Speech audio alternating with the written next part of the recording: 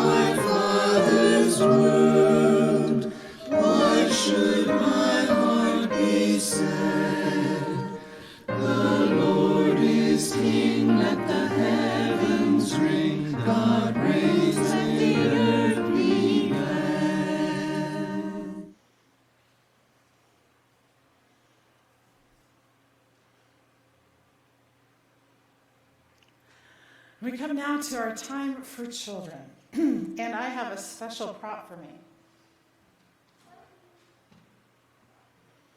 to help me this morning. So I have a blanket, and this blanket is super, super soft and cozy. Maybe you can tell that from the distance because it's got that textured feeling. So our scriptures today are going to remind us that God is with us all the time, to give us comfort, to keep us warm, to fill us up.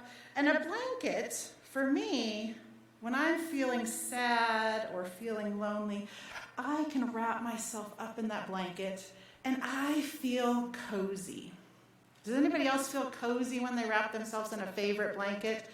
I see some hands out there raised, and there's probably some folks online who also feel the same way.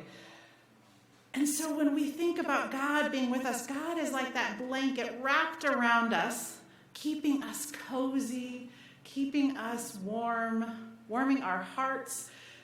And so if you have a favorite blanket, you can maybe think about that this week when you snuggle up with that blanket. Maybe it's one that you sleep at night with, or maybe while you're watching TV, you snuggle up. It's kind of warm in here, so I might not keep the blanket on for a whole lot longer. But it is a cozy blanket, and it's really soft, so if it wasn't warm, I might just keep it on.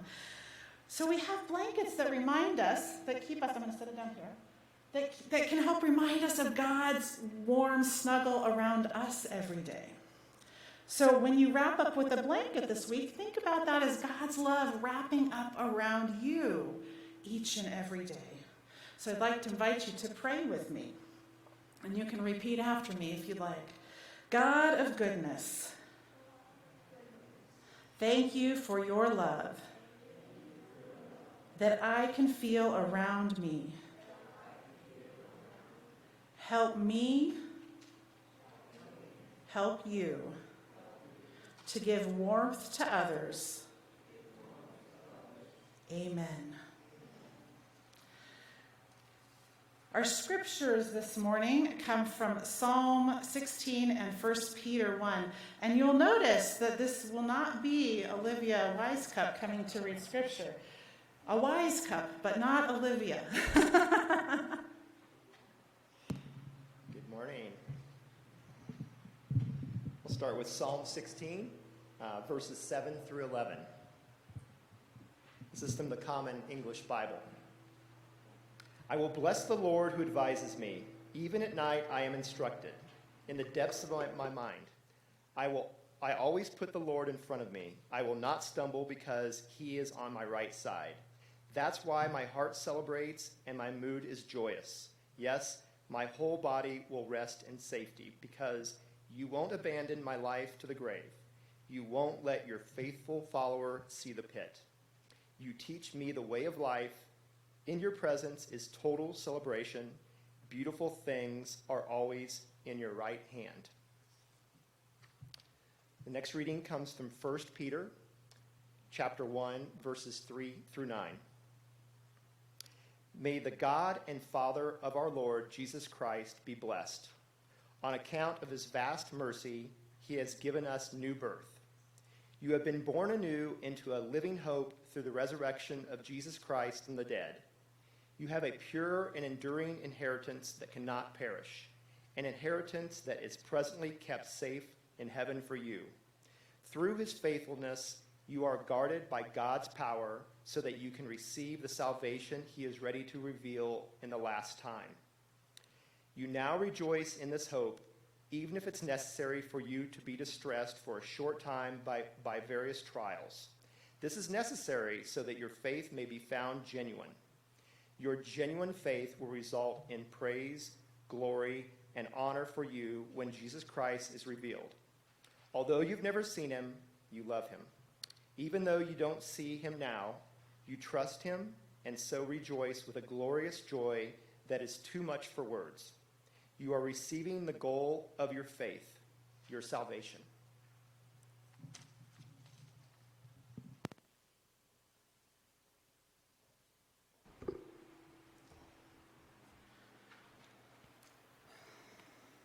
Blessings this morning.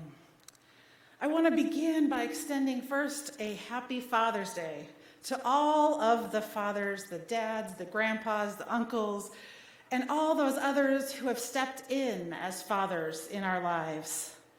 Whether they're with us now or we hold them in our hearts because they are no longer with us, we are thankful for them. Each of them have played a part in our lives, in our families, in our communities, and in our churches. I know for me, I'm very thankful for the love and the support I've received from my own dad and the countless other father figures in my life.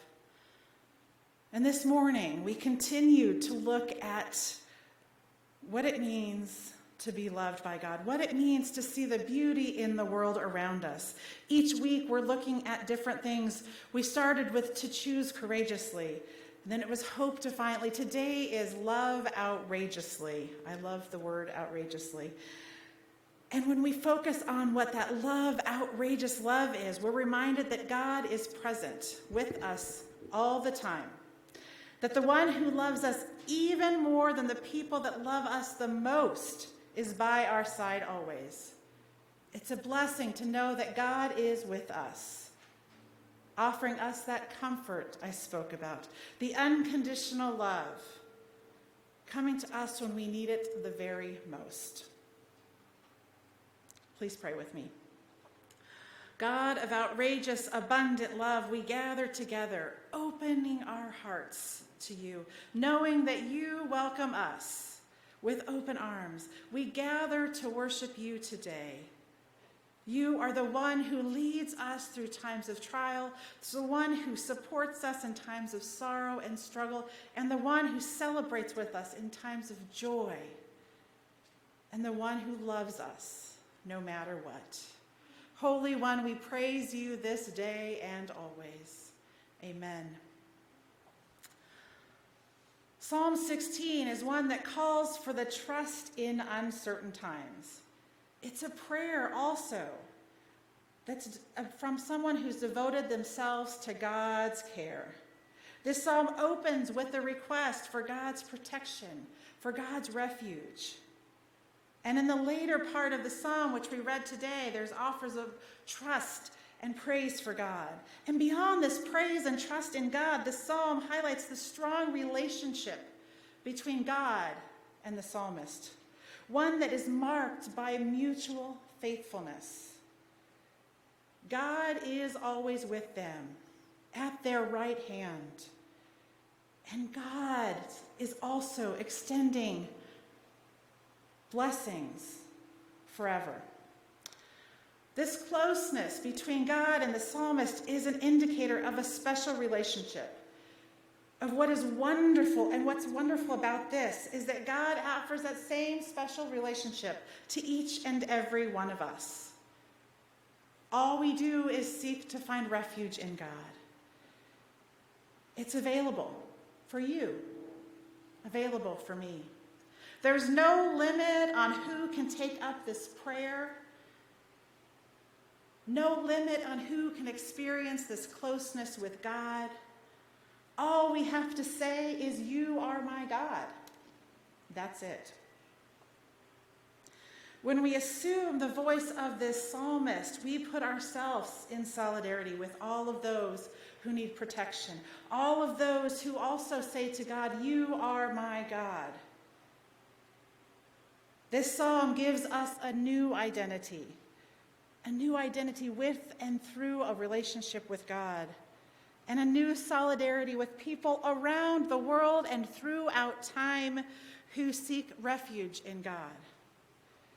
The book of 1 Peter reflects upon the growth of the church that was happening super fast. The community was growing amidst issues and they were dealing with issues of mission and suffering, issues that they didn't know what to do with. And these are same issues that some of us deal with today in our churches and in our world. And in that we hear that God's vast mercy gives new life, new birth, new hope for salvation. This blessing expressed at the beginning of 1 Peter is overflowing with joy and hope and love for everyone. In this blessing, we read that God has given the people an inheritance and the honor that society may not give to them otherwise. God reminds them that even if they are suffering in that very moment, they can trust that God is always there and that their lives and their futures are protected and held lovingly in God's hands.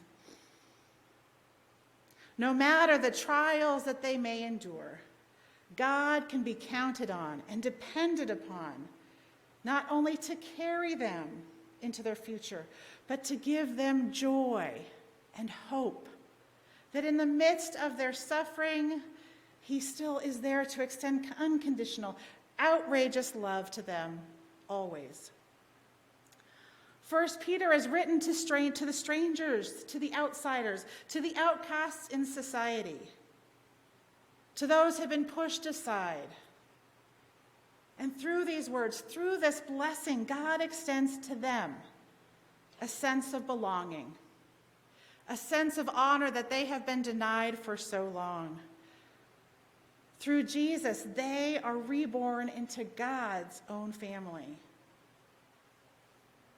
While their neighbors still may not see them as beloved, God sees them as chosen, as beloved, as being more precious than gold. God gives them new life, and God gives each of us new life every day. God offers them, and in turn, each of us, a life filled with hope. And this hope is more than just, I hope everything goes well for you. I hope you get the job you wanted. This hope goes deeper than that. It's grounded firmly in God's character and in God's grace and saving grace.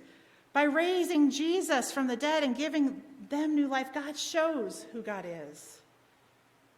Though these people that he's writing this letter is going to didn't witness the resurrection, they didn't see Jesus in the flesh, they didn't get to touch him, they didn't get to know him personally, but they still put their trust in him.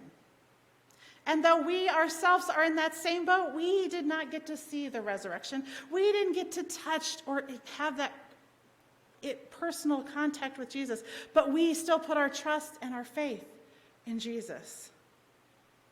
Because God loves us and protects us and cares for us. We can endure anything. Just like God loves and protected the people that are getting this letter many, many years ago. And beyond simply enduring and surviving, God offers us life-giving joy and mercy. God's actions in the past and God's promises for the future have the ability to transform today. The joyful blessing in 1 Peter continues to speak to Christians today who rejoice in the resurrection of Jesus, even though we have never seen or touched him. This blessing resonates especially for those who have been marginalized, who've been made to feel less than by society and by their own communities at times. Throughout time, minority groups have known firsthand what it means to be excluded because of their ethnic identity or their country of origin. Many other Christians experience this exclusion because they don't fit in to the society-accepted norms, or their economic status, or who they love or how they identify themselves. Perhaps they're unemployed. Perhaps they've been rejected by their family. Perhaps they've chosen to leave an unsafe situation. Whatever that reason may be, they are seeking something different, something better, something full of hope. In a society where so many people are feeling like outsiders and unworthy, this message of hope and unconditional love is more important today than it ever was before, or maybe just equally as important. This message of hope and unconditional love reminds us of where our value lies. We are all beloved children of God, just as we are. Our worth comes not from opinions of others, not from what we do, but simply from a God who sees us as fearfully and wonderfully made. From a God who strives to be in a relationship with each and every one of us. From a God who loves us as we are and calls for us to love others the same. Throughout our worship series, we have been encouraged to find ways to integrate time with God in our daily lives so that we can grow closer and deeper in our relationship, training our spirits to be more compassionate. This week's ritual action calls for a time of feeling warmed by God's love. So I invite you to set a reminder to spend some time warmed by God, sitting or walking in the sun, or sitting and lying wrapped in your blanket, snuggled up in that soft blanket. And as you do this, allow your mind to slow, your heart to open, and your eyes to take in your surroundings. You may want to post a note nearby to remind you with these words, maybe, or something else. Your very essence is warmed by the presence of God's divine love. Be reminded to offer that warmth to others. Amen.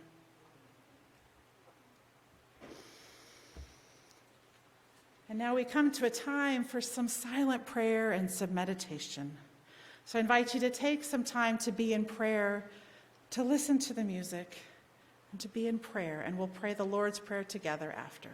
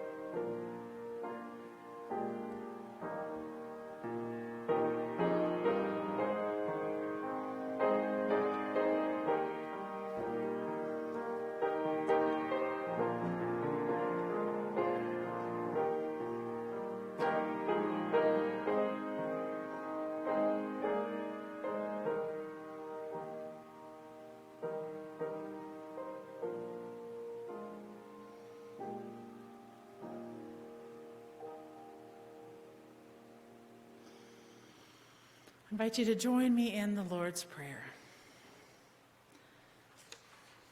Our Father, who art in heaven, hallowed be thy name. Thy kingdom come, thy will be done, on earth as it is in heaven. Give us this day our daily bread, and forgive us our trespasses, as we forgive those who trespass against us. And lead us not into temptation, but deliver us from evil. For thine is the kingdom, and the power, and the glory forever. Amen. Our closing hymn this week comes from The Faith We Sing, number 2073, and it's Celebrate Love.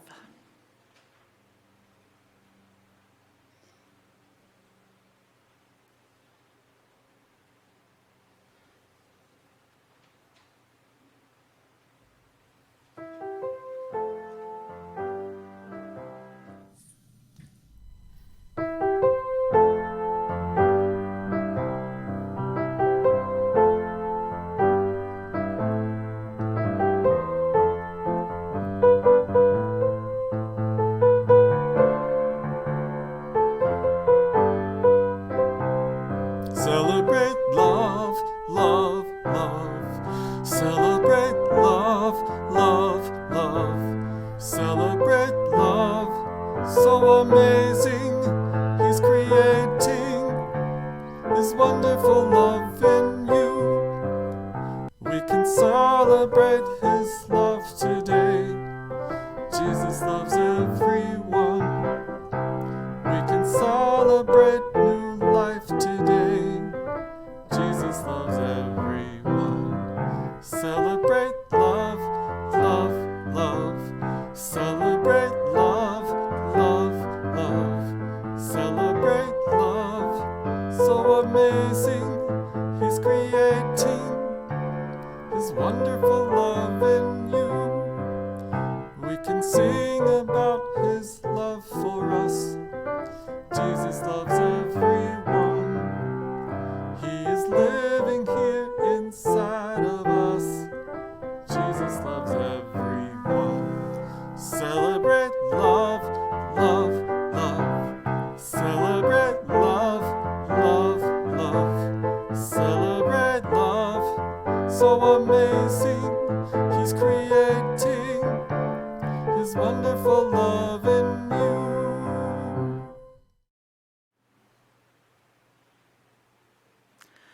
We thank you for joining us for worship here and near and far, and the ways that you support the mission and ministry of this church each and every day through your prayers, your presence, your gifts, your service, and your witness. It's because of you that we can do ministry here and beyond. So we thank you for all the ways you support us.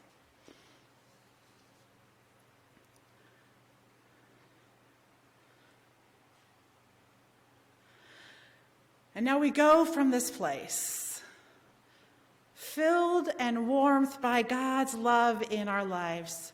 May we go and share God's love with all whom we meet. Go in peace. Amen.